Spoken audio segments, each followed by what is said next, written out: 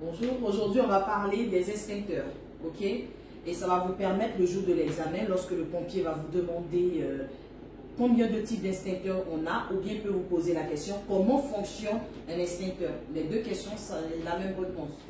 On a deux types d'extincteurs. Le deuxième type d'extincteur, c'est qu'on a des extincteurs à pression auxiliaire. Et ici, on a des extincteurs à pression permanente. Pourquoi on dit permanente? Parce que ces extincteurs-là sont en fait sous pression déjà depuis l'usine. Donc prêt à emploi, comme on a l'habitude de le dire. L'extincteur à pression auxiliaire, il faut le mettre sous pression avant de pouvoir l'utiliser. Comment on va reconnaître un extincteur à pression permanente? C'est qu'il faut savoir, pour reconnaître un extincteur à pression permanente, c'est grâce à son tremblon. Ok? Et c'est grâce aussi au manomètre. S'il y a un manomètre, c'est que c'est un extincteur à pression permanente. Ici, ça c'est une façon de voir. Lorsque vous voyez un extincteur comme ça, avec un boulon et tout, il faut savoir que c'est un extincteur à pression auxiliaire, donc il faut le percuter pour le mettre sous pression. Comment il faut le percuter pour le mettre sous pression? Je vous explique. Ici, j'ai un modèle. À l'intérieur de cet extincteur à pression auxiliaire, nous avons à l'intérieur une sparklette. C'est-à-dire cette sparklette, elle contient du CO2. Donc ici, je vais le dévisser pour vous faire comprendre.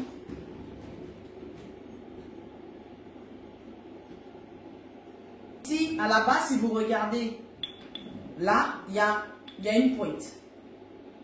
Le CO2, lorsqu'il n'est pas utilisé, il n'est pas percé. Donc, au moment où vous allez percuter, vous allez percer le CO2 qui va se remplir à l'agent extincteur qui est à l'intérieur, qui va remplir l'extincteur et se mettre sous pression pour pouvoir l'utiliser. Si vous remarquez bien pour l'extincteur à pression permanente, ici, remarquez, vous voyez, on a juste un tube. On n'a pas de sparklette parce qu'il est déjà sous pression à l'usine. Maintenant, vous m'excusez, voilà, ce qu'il faut savoir, c'est qu'un extincteur, il faut connaître déjà la classe de feu. La classe de feu, on a la classe A. Ici, je vais vous présenter là une classe A. Lorsqu'on parle de classe A, c'est le solide. Solide, je vais vous donner un exemple, le bois, le papier, c'est ça qu'on appelle solide. Vous avez la classe B. La classe B, c'est le liquide. Le liquide, on a par exemple l'essence. On a l'essence, on a le gasoil et on a aussi certains plastiques. Donc on appelle ça solide liquéfiable. Par exemple, certains plastiques comme ce plastique-là, ou bien par exemple les câbles électriques. Ok? Les câbles électriques, par exemple, sont des solides liquéfiables. Nous avons aussi la classe C. La classe C, on appelle le gaz. Le gaz, là, on parle de gaz de ville, butane, propane et tout. On a la classe D. Le D, il faut penser à tout ce qui est en iode, sodium, aluminium. Voilà. On a la classe F. F, ça, on l'appelle auxiliaire de cuisson. La classe F, ça, c'est pour le beurre, la graisse et tout.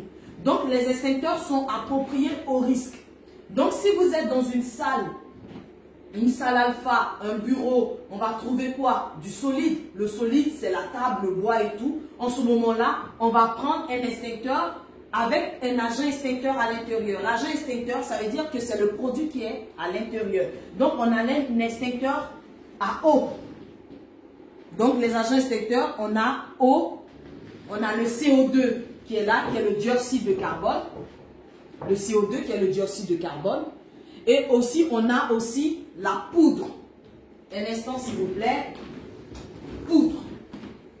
Donc, ce sont les agents extincteurs, les trois agents extincteurs. Donc, pour un local TGBT, un local électrique qui a plus de volts, plus de 1000 volts, vous allez voir qu'on va mettre un extincteur CO2 où il y a le tremblon. Donc, si vous voyez le tremblon automatiquement, pensez à un extincteur CO2. Maintenant, si vous avez des bureaux, des salles, des bureaux des salles où il y a du bois, il y a du papier dans les toilettes, vous allez voir qu'on va mettre des extincteurs à eau. Dans les extincteurs à eau, si vous voyez dessus, il y a toujours A et B. Pour le CO2, c'est la classe B. Donc, dans une autre vidéo, je vais vous expliquer comment on vérifie un extincteur au cours d'une ronde. Donc, merci.